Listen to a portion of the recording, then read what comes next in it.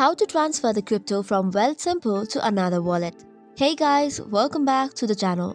Here are the steps that you need to follow to transfer the crypto from Wealthsimple to another wallet. So first of all, launch your Wealthsimple application and log in with your credentials and go to your crypto account.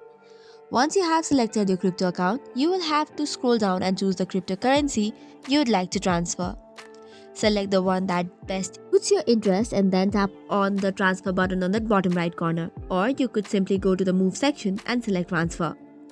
After that, you will have to choose the send ETH or any other applicable crypto option and select use a wallet address. Open the wallet that you want to transfer. It could be your trust wallet, then tap on receive. After that, you can choose the cryptocurrency that you selected and copy the wallet address. Once you have copied the wallet address from your wallet, return to Wealthsimple app and paste the wallet address in the designated field.